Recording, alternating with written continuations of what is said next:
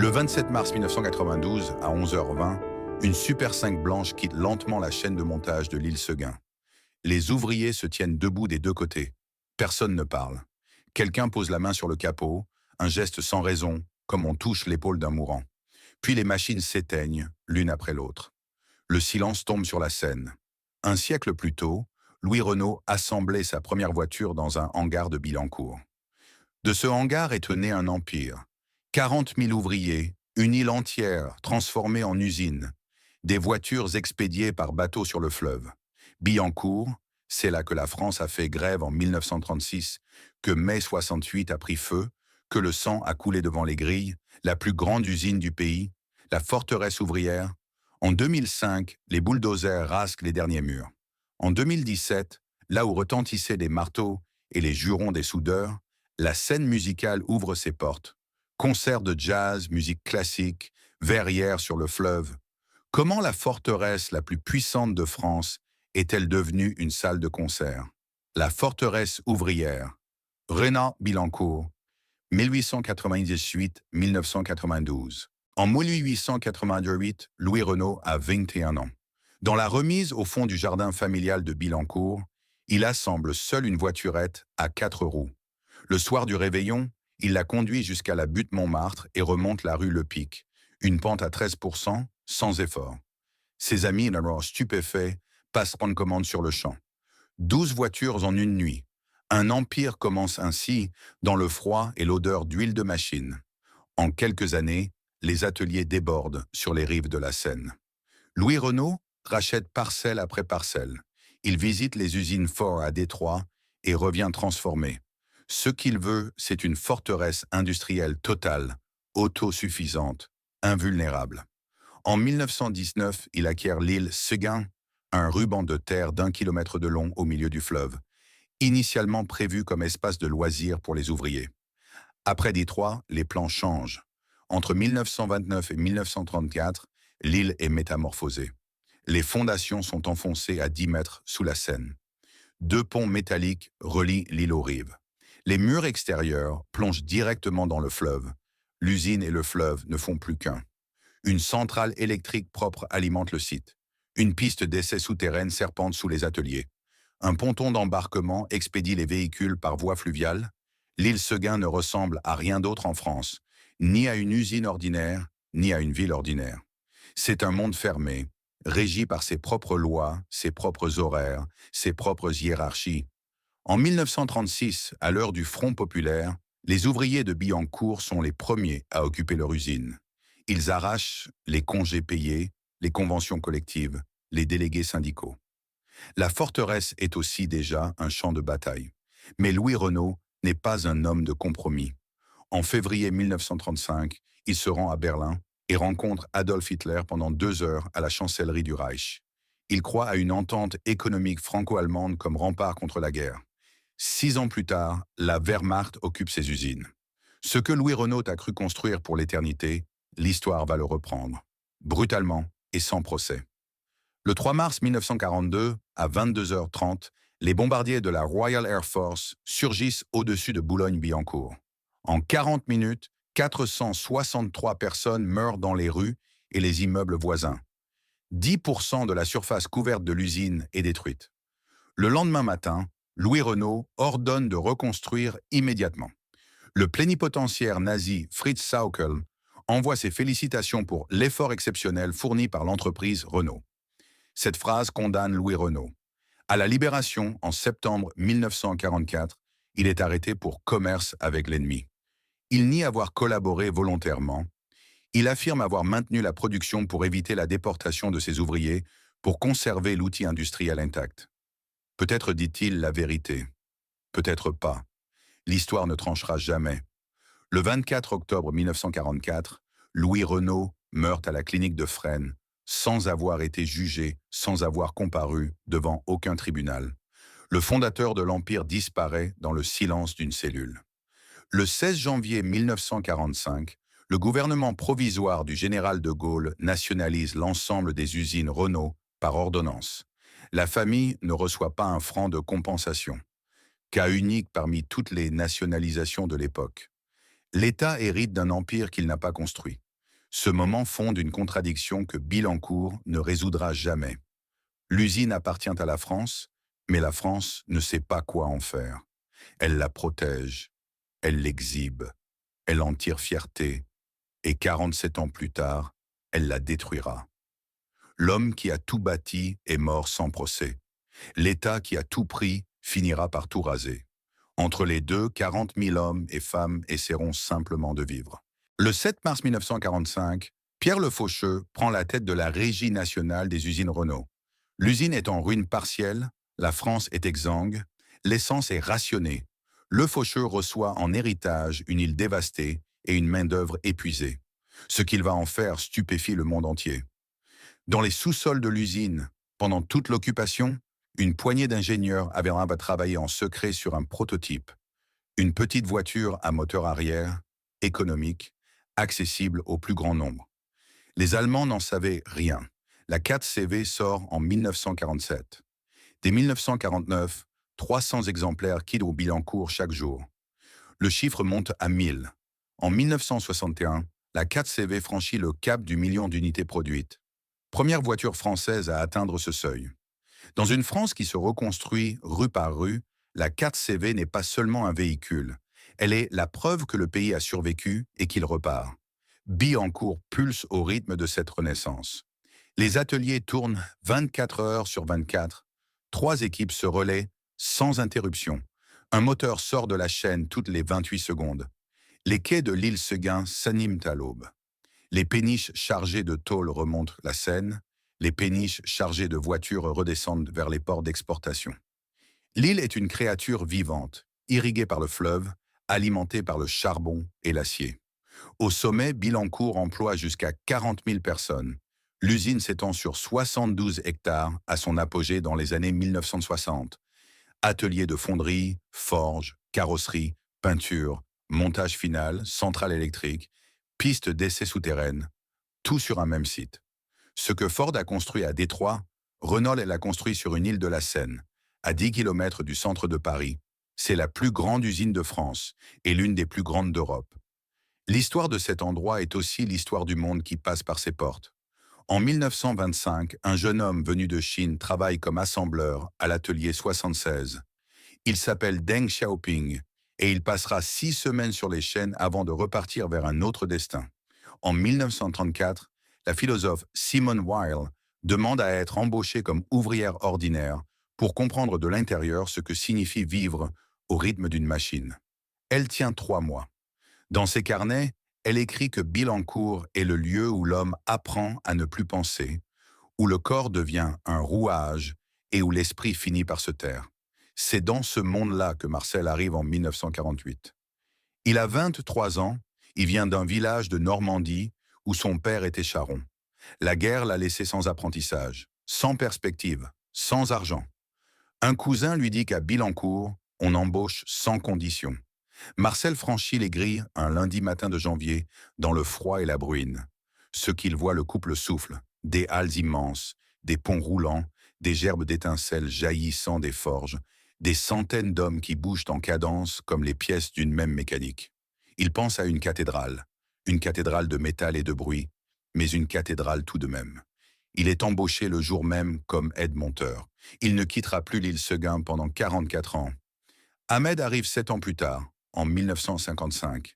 Il vient de Kabylie, une région montagneuse d'Algérie où la terre ne nourrit plus personne. Il a 19 ans, il ne parle pas français, il ne connaît personne à Paris. À la porte de Billancourt, un contremaître le regarde de haut en bas, note quelque chose sur un registre et lui tend une blouse bleue. Pas de questions, pas d'entretien, pas d'explication. Ahmed est affecté aux presses, OS, ouvrier spécialisé, le bas de l'échelle. Son travail consiste à répéter le même geste toutes les 8 secondes, 8 heures par jour, 6 jours sur 7. Il ne comprend pas encore ce que signifie OS. Il comprendra très vite que c'est une case dont on ne sort pas. En 1962, Yvette entre à son tour dans l'Empire. Non pas par les grilles des ateliers, mais par la porte latérale des bureaux administratifs. Elle a 18 ans, un brevet de sténodactylographie et la certitude qu'un emploi chez Renault est un emploi pour la vie. On l'installe devant une machine à écrire et on lui demande de retranscrire des rapports techniques. Elle frappe des termes qu'elle ne comprend pas, culasse, vilebrequin, embrayage, dans des documents qu'elle n'est pas autorisée à lire en entier. Quand elle demande à son responsable si elle pourra un jour suivre une formation technique, il la regarde avec une surprise sincère, comme si la question n'avait aucun sens. Elle note la réponse. Elle ne l'oublie pas. 3 destins, 3 entrées dans la même forteresse. Marcel y croit. Ahmed y survit. Yvette y observe. Dehors, la France des 30 Glorieuses roule à toute vitesse, souvent au volant d'une voiture sortie de l'île Seguin.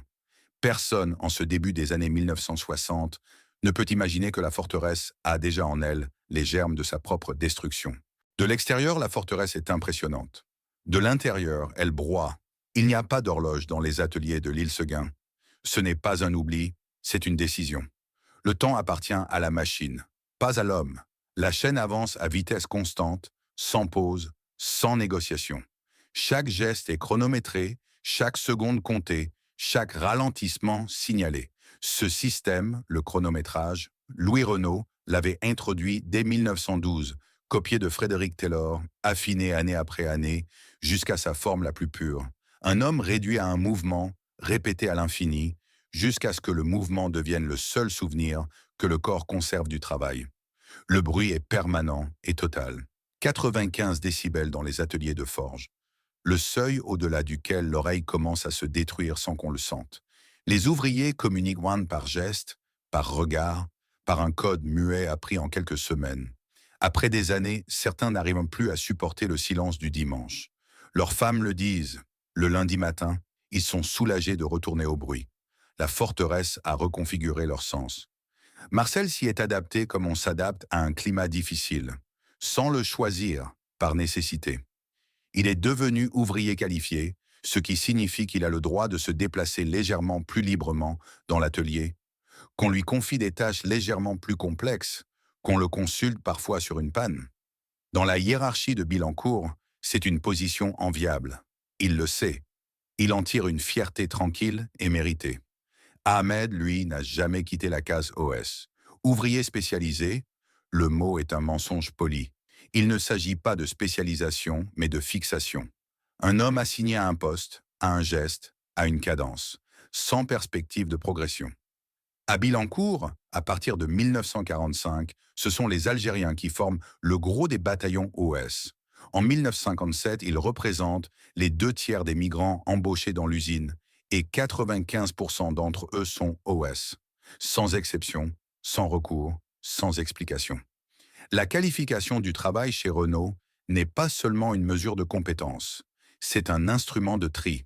Ahmed le comprend au fil des mois en regardant des collègues français aux compétences équivalentes aux siennes gravir des échelons qu'on ne lui propose jamais. Il ne se plaint pas encore.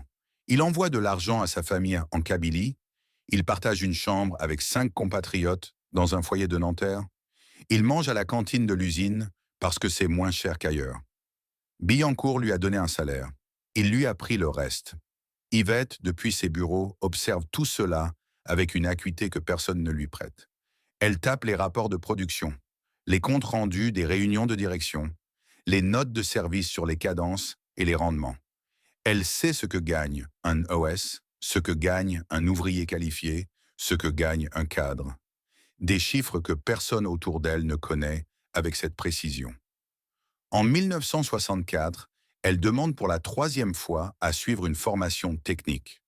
Son responsable lui répond que les formations techniques sont réservées aux agents techniques. Elle demande comment devenir agent technique. Il change de sujet.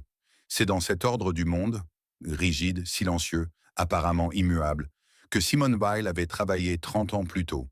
Dans ses carnets, elle avait écrit une phrase que personne chez Renault n'avait lue ou n'avait voulu lire. L'usine devrait donner à ceux qui y entrent le sentiment de leur dignité. Elle leur donne le contraire. La forteresse fabrique des voitures admirables et des existences mutilées, et elle le fait avec la même efficacité, la même régularité, le même indifférence tranquille. Dehors, pourtant, quelque chose se prépare. Dans les universités, dans les cafés, dans les rues du quartier latin, une génération entière commence à poser des questions auxquelles la forteresse n'a pas de réponse. Au début des années 1970, Billancourt est devenu un terrain d'affrontement idéologique autant qu'industriel. La gauche prolétarienne, organisation maoïste née dans le sillage de mai 68, a infiltré les ateliers, distribué des tracts à la sortie des équipes, publié un journal clandestin intitulé L'île du diable. Des militants se postent chaque matin devant les grilles, par tous les temps, pour parler aux ouvriers qui entrent. Renault a renforcé son service de sécurité.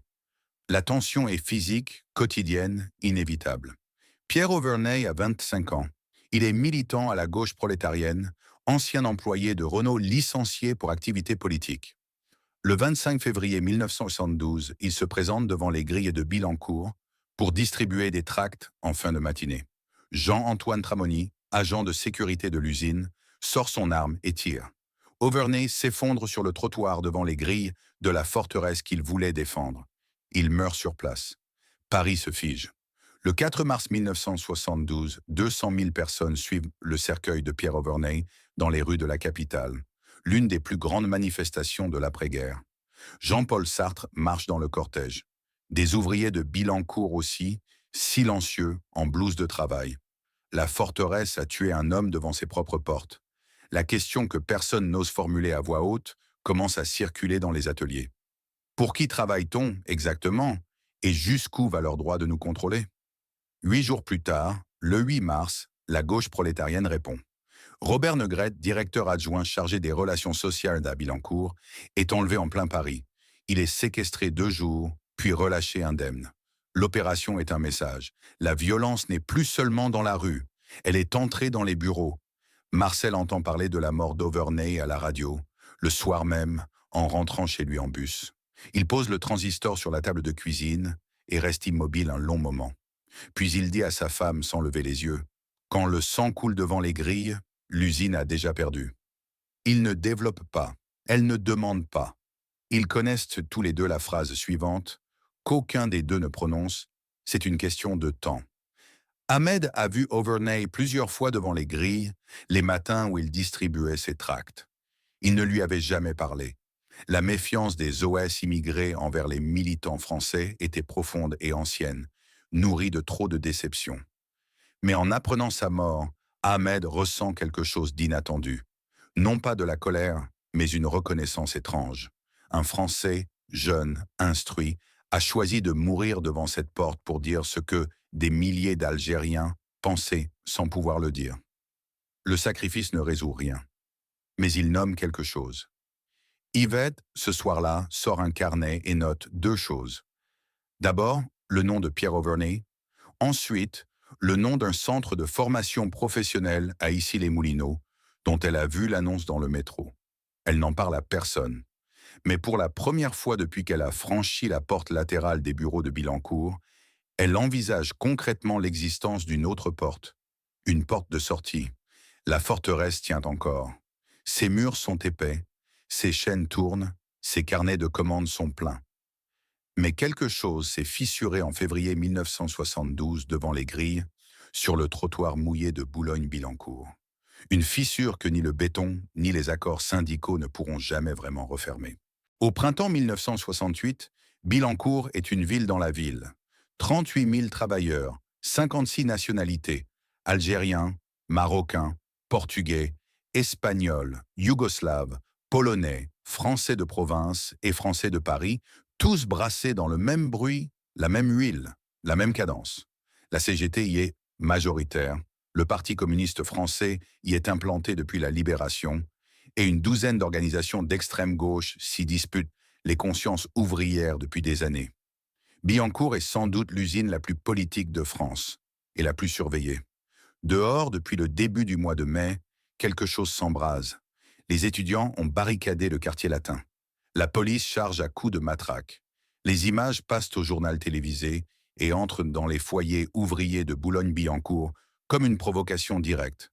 Dans les ateliers, les équipes de nuit entendent parfois, portées par le vent et le fleuve, des sons lointains qui ressemblent à des détonations. Ahmed, aux presses, demande à un collègue ce que c'est. L'autre hausse les épaules. Les étudiants. Ils se bagarrent avec les flics du côté de la Sorbonne. Ahmed hoche la tête et reprend son geste. Le même geste, toutes les 8 secondes. Mais l'atmosphère a changé. Dans les vestiaires, dans les files de la cantine, dans les couloirs entre les ateliers, les conversations ont une densité nouvelle. Les mots circulent, grève générale, occupation, solidarité. Le 13 mai, une manifestation unitaire rassemble étudiants et ouvriers place de la République. Tous les secteurs de Billancourt y envoient des délégués. Marcel y va. Ahmed ne peut pas. Il a peur de perdre sa journée de salaire. Yvette y va, en civil, sans dire à son responsable où elle passe sa pause déjeuner. Ce soir-là, en rentrant, Marcel ne dit pas un mot. Il s'assoit, allume une cigarette et regarde le mur. Sa femme lui demande comment c'était. Il répond « C'est pour bientôt ». Il a raison. Il ne sait pas encore à quel point. Le 16 mai 1968 à 16 heures, les débrayages commençant simultanément dans plusieurs ateliers de Billancourt. Personne n'a donné de consigne centrale. Le mouvement part de lui-même, comme une fièvre qui a atteint son seuil. En moins de 2 heures, la production est arrêtée. Les cadres et la direction désertent les locaux et se réfugient sur les Champs-Élysées. Les ouvriers restent. L'île Seguin est occupée. Entre 1500 et 4000 étudiants quittent la Sorbonne et marchent jusqu'à Billancourt pour rejoindre les ouvriers. Ils arrivent devant les grilles du quai Stalingrad, pugno levé, chantant l'Internationale. La CGT fait fermer les grilles, des militants syndicaux se postent devant les portes et refusent le passage. Deux mondes se regardent à travers le fer forgé. Les étudiants en manteau et en écharpe, les ouvriers en blouse bleue, sans pouvoir se toucher, sans pouvoir se parler. C'est la première image de mai 68 à Billancourt. Une fraternité empêchée par ceux qui prétendent la représenter. À l'intérieur, l'occupation s'organise. Les ouvriers se regroupent par atelier, par département, par nationalité. Des rations de pain et de fromage circulent. Certains jouent aux cartes. D'autres forment des commissions pour rédiger les cahiers de revendication. Salaire, durée du travail, reconnaissance des délégués. Marcel est dans l'une de ces commissions. Il parle, il note, il argumente. Pour la première fois depuis 20 ans à Billancourt, il a le sentiment que sa voix compte. Ahmed est là aussi. Il dort sur un établi dans l'atelier des presses, enroulé dans sa veste, parce qu'il n'a pas les moyens de rentrer chaque soir à Nanterre avec les transports en grève. La nuit, dans le silence de l'île, un silence qu'il n'a jamais connu ici, il regarde le plafond de l'atelier et pense à ce qu'il demanderait, lui, si quelqu'un le lui demandait. Personne ne le lui demandera. Les commissions de revendication sont animées par des militants CGT français. Les cahiers qu'elles produisent ne mentionnent pas les conditions spécifiques des OS immigrés. Ahmed est présent dans la grève comme il est présent dans l'usine, indispensable et invisible. Yvette ne dort pas sur l'île, elle rentre chaque soir à Issy, traverse les piquets de grève chaque matin pour accéder au bureau administratif, désert, et s'installe à sa machine à écrire sans qu'on lui ait demandé de venir. Elle tape les comptes rendus des commissions que Marcel et ses camarades lui glissent sous la porte. Un soir, elle ajoute elle-même un paragraphe au bas d'une page, une demande de formation technique pour les employés administratifs. Le lendemain, en relisant le document, un délégué rature le paragraphe sans commentaire. Yvette regarde la rature. Elle ne dit rien. Elle range le carbone dans son sac. Le 27 mai 1968, à 8 heures du matin, sur l'esplanade de l'île Seguin, Georges Ségui monte sur une estrade improvisée devant des milliers d'ouvriers rassemblés. Le secrétaire général de la CGT vient de passer la nuit à Grenelle, où le gouvernement, le patronat et les syndicats ont négocié un accord. Il sort ses notes et commence à lire. Augmentation du SMIC de 35%, hausse des salaires de 10%, reconnaissance des sections syndicales dans les entreprises. Il attend les applaudissements. Ce qui monte de la foule n'est pas de l'enthousiasme. C'est d'abord un murmure, puis des voix qui s'élèvent, puis des sifflets. Un ouvrier crie depuis le fond. « Et les conditions de travail ?» Un autre. « On n'a pas parlé de ça pour une question de salaire. » Ségui tente de reprendre la parole. La foule refuse de l'écouter. Le vote est organisé sur place. Les ouvriers de Billancourt rejettent les accords de Grenelle à une majorité écrasante. La nouvelle se répand dans Paris en quelques heures. De Gaulle, à l'Élysée, apprend que Billancourt a dit non. Le symbole est total. Si la forteresse ouvrière rejette l'accord, c'est que la France ouvrière rejette l'accord. Ce vote, pris sur une île au milieu de la Seine par des hommes en blouse de travail, ébranle la République plus profondément que toutes les barricades du quartier latin. La grève dure 33 jours, 34 nuits. Quand les ouvriers reprennent le travail en juin, la chaîne repart exactement à la même vitesse qu'avant. Le chronométrage est toujours là. Le bruit est toujours là. Les OS algériens sont toujours au même poste, au même salaire, sans perspective de promotion. L'accord de Grenelle a amélioré les chiffres sur le papier. Il n'a pas touché la structure. Marcel rentre chez lui le soir de la reprise avec un sentiment qu'il met des semaines à nommer. Ce n'est pas de la défaite. Ils ont obtenu des augmentations, la reconnaissance syndicale, des acquis réels. Mais ce n'est pas non plus de la victoire. C'est quelque chose entre les deux, quelque chose d'incomplet, comme une phrase dont on n'a pas encore écrit le dernier mot. Ahmed reprend sa place aux presses le lendemain matin. Même poste, même geste, toutes les 8 secondes. Il a participé à l'un des mouvements sociaux les plus importants de l'histoire française. Son nom n'apparaît dans aucun compte-rendu, aucune commission, aucun cahier de revendication. Il remet sa blouse et appuie sur le bouton de démarrage. Yvette, en rangeant ses affaires ce soir-là, retrouve dans son sac le carbone avec la rature. Elle le plie soigneusement et le glisse dans une enveloppe qu'elle range dans le tiroir du bas de son bureau, sous les formulaires de congé. Elle ne sait pas encore pourquoi elle le garde. Elle comprendra plus tard que c'est une preuve, non pas d'une injustice particulière, mais d'un système entier qui fonctionne exactement comme prévu. La forteresse a résisté à mai 68 comme elle a résisté à tout le reste. Ses murs sont debout, ses chaînes tournent, mais quelque chose a changé dans la manière dont les hommes et les femmes qui y travaillent la regardent, avec moins d'évidence, avec plus de questions, avec le sentiment diffus et irrépressible qu'une forteresse aussi puissante ne peut tomber que de l'intérieur. Dans les années qui suivent mai 68, Billancourt repart à pleine cadence. Les carnets de commandes sont pleins, les chaînes tournent, les effectifs se maintiennent. En surface, la forteresse est intacte. Mais sous la surface, une décision prise au sommet de la régie va creuser, lentement et sûrement, les fondations de l'édifice. Renault aurait pu automatiser. Les technologies existent, les ingénieurs le savent, les syndicats s'en méfient, mais ne peuvent pas l'interdire. D'autres constructeurs européens, Volkswagen en Allemagne, Fiat en Italie, investissent massivement dans les robots de soudure et les chaînes automatisées. Renault a fait un autre choix. Plutôt que de remplacer les hommes par des machines, la régie recrute davantage d'hommes. Des milliers d'OS supplémentaires, peu qualifiés, peu payés, affectés à des tâches répétitives que la direction préfère confier à des bras humains plutôt qu'à des équipements coûteux. C'est une stratégie de croissance par le volume humain, efficace en période d'expansion, catastrophique en période de crise. La crise arrive en 1974. Le premier choc pétrolier fracture l'économie française. La demande automobile s'effondre. Les stocks s'accumulent sur les quais de l'île Seguin. Pour la première fois depuis la Libération, Billancourt tourne en dessous de sa capacité. Les mots que personne n'avait osé prononcer depuis 20 ans font leur apparition dans les notes internes de la direction. Sureffectif. Des milliers d'OS, recrutés comme solution, devenus problème, sont désormais un poids que l'usine ne peut plus porter. Pendant ce temps, Renault a ouvert des usines plus modernes ailleurs, à Flins, à Sandouville, à Douai. Des chaînes automatisées produisent des véhicules plus rapidement, plus proprement, avec moins de conflits sociaux. L'île Seguin, conçue pour une époque de production intensive et de main-d'œuvre abondante, commence à ressembler à ce qu'elle est en réalité. Un outil du passé, maintenu en vie par inertie symbolique autant que par logique industrielle. Marcel le sent avant de le comprendre. À partir de 1976, les rumeurs circulent dans les vestiaires.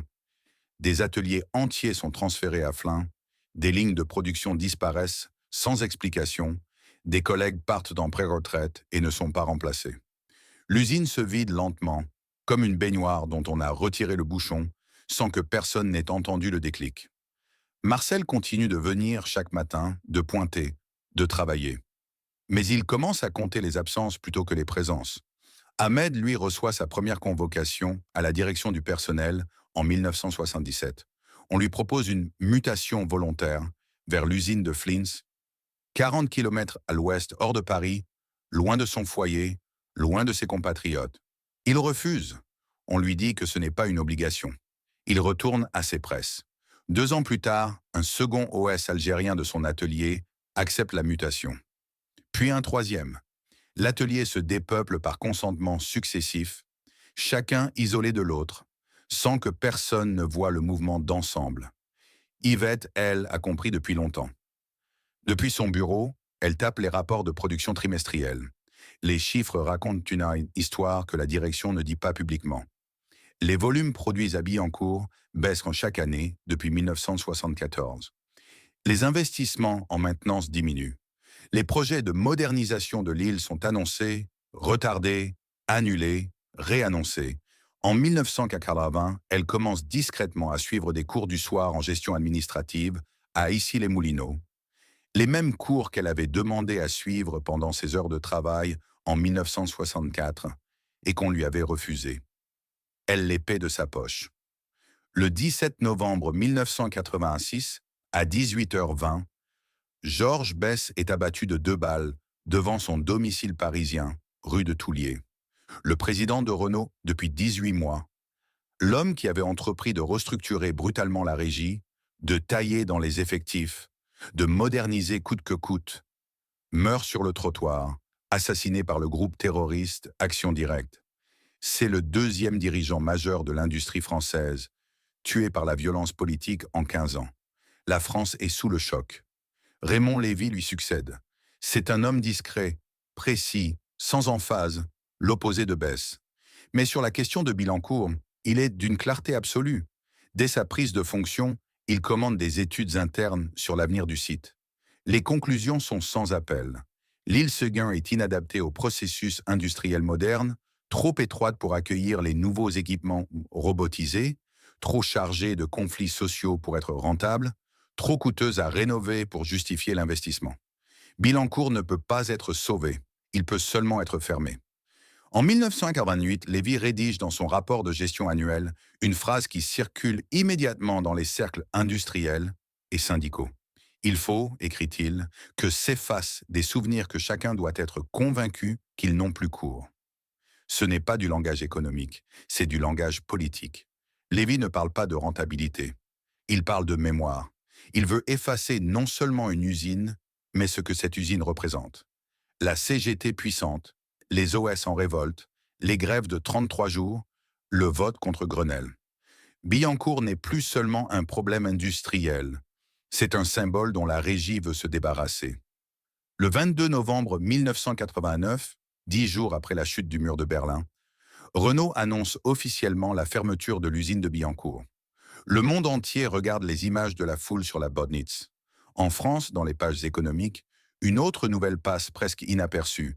La plus grande usine du pays va fermer. L'usine nouvelle écrit que cette annonce est un acte politique aussi important que la nationalisation de 1945. La boucle se referme, ce que De Gaulle avait pris par ordonnance, Lévy va le rendre au silence par décision de conseil d'administration. Marcel apprend la nouvelle à la radio le soir même. Il éteint le poste avant la fin du bulletin.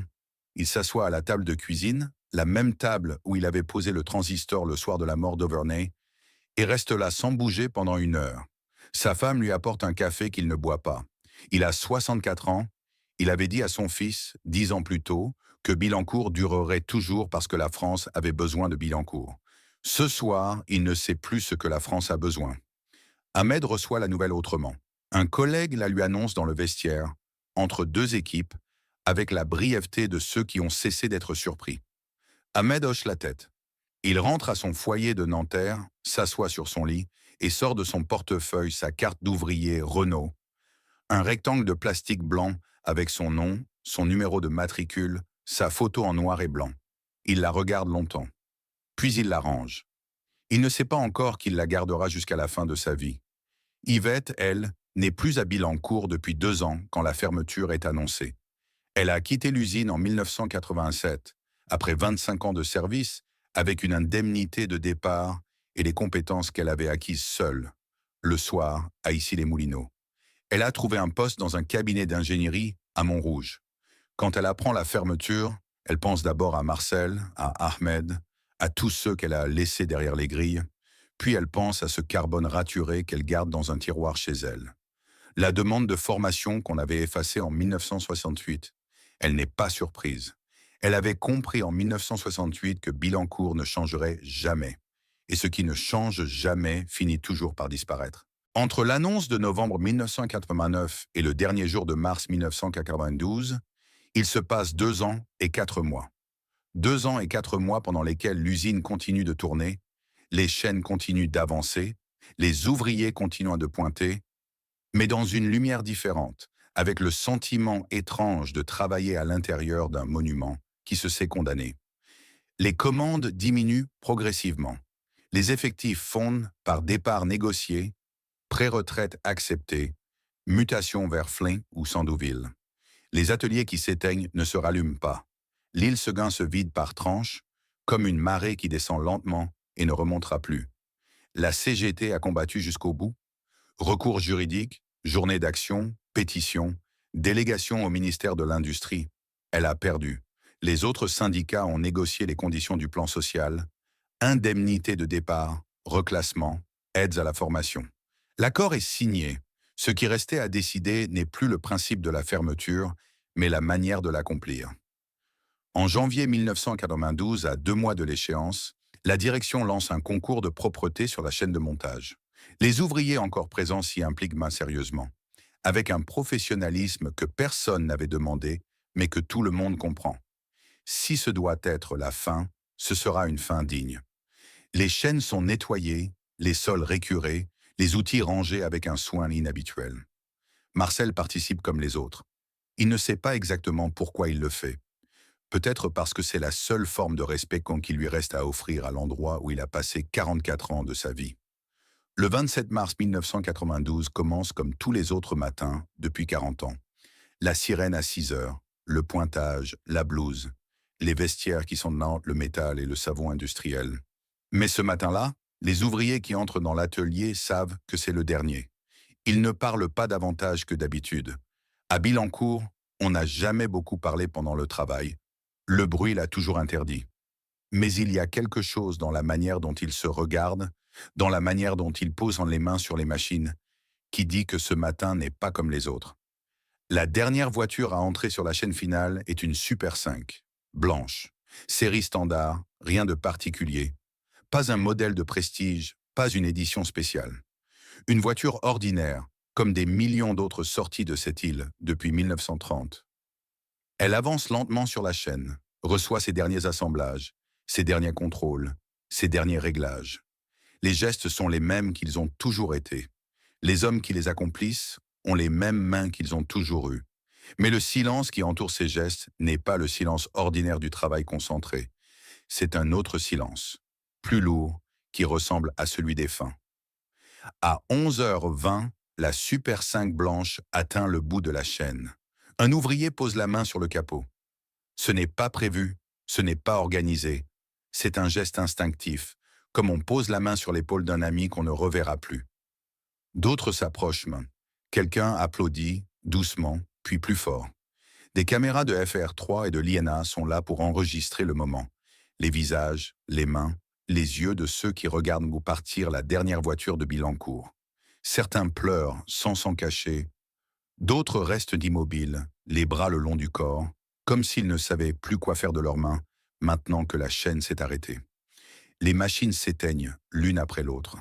Le bruit qui a duré 62 ans, ce bruit que les femmes des ouvriers décrivaient comme une présence physique dans la maison, les soirs où les fenêtres étaient ouvertes sur la Seine, s'arrête.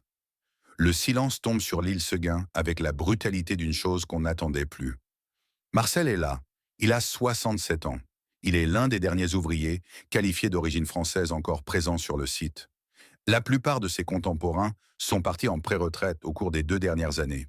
Il regarde la Super 5 blanche qu'on pousse vers la sortie et il pense à la première voiture qu'il a vue assembler ici, en janvier 1948, dans le froid et la bruine. Il pense à 44 ans de sirène, de pointage, de blouse bleue, de cantine, de réunions syndicales, de grèves et de reprises. Il pense à ce qu'il dirait à son fils si son fils était là.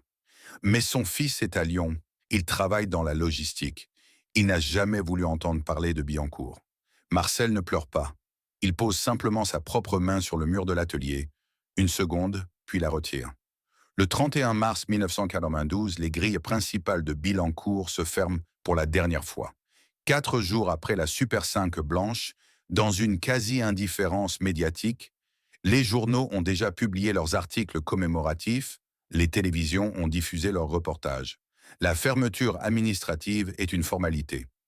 Ce qui était vivant est déjà mort depuis le 27 mars à 11h20. Commence alors un autre chantier, invisible et colossal, le désamiantage. Pendant des années, des équipes en combinaison de protection intégrale retirent fibre par fibre l'amiante qui imprègne les murs, les plafonds, les conduits de l'île Seguin.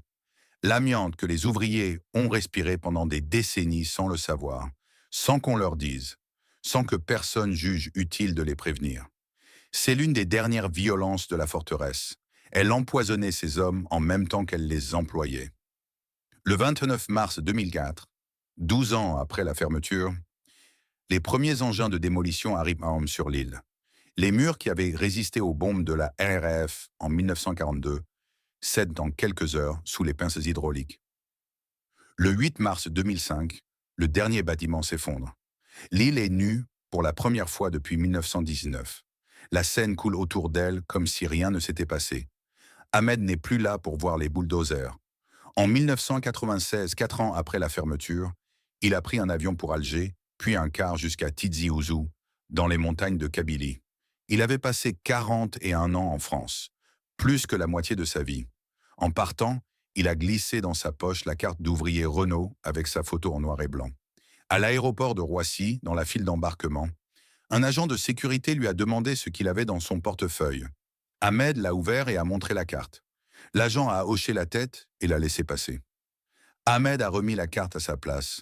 Il ne l'a plus jamais sortie depuis, mais il sait exactement où elle est. Yvette apprend la démolition par les informations du soir, en 2004. Elle regarde les images des pelles mécaniques attaquer les façades de béton et de briques. Elle reconnaît certains murs.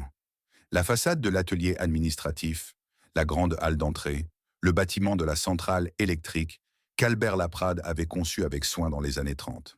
Elle regarde jusqu'à la fin du reportage. Puis elle éteint la télévision, va dans sa cuisine et fait du thé. Ce n'est pas de l'indifférence.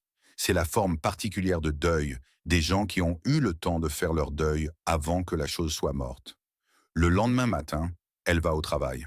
Elle enseigne la gestion administrative à des jeunes de 18 ans dans un centre de formation professionnelle à Issy-les-Moulineaux. Le même quartier où elle suivait ses cours du soir, seule, en payant de sa poche, pendant que Billancourt refusait de la former. Elle ne leur parle pas de Renault. Mais quand l'un de ses élèves lui demande pourquoi elle insiste tant sur l'importance de se former soi-même, sans attendre que quelqu'un vous en donne la permission, elle marque une pause.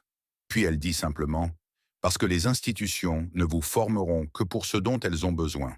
Formez-vous pour ce dont vous avez besoin, vous. » Ses élèves notent. Ils ne savent pas d'où vient cette phrase. En 1992, 2 événements marquent la France à quelques semaines d'intervalle. Le 31 mars, les grilles de Billancourt se ferment. Le 12 avril, Disneyland Paris ouvre ses portes à Marne-la-Vallée. Ce rapprochement n'est pas un hasard de calendrier, c'est un résumé. La France industrielle range ses outils. La France des loisirs et des services déroule son tapis rouge. Le pays change de nature sans que personne n'ait organisé de débat, sans que personne n'ait posé la question à voix haute. Qu'est-ce qu'on perd exactement quand on ferme une usine? Les chiffres répondent même froidement. Renault, symbole de la désindustrialisation française, réduit ses effectifs en France de 85% en 40 ans.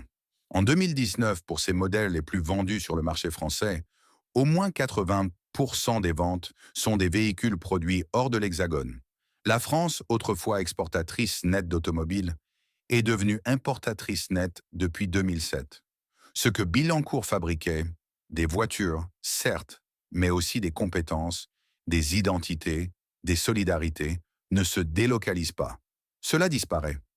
Selon l'économiste Jérôme Fourquet, la fermeture de Billancourt et l'ouverture de Disneyland la même année constituent le symbole le plus lisible de la mutation française.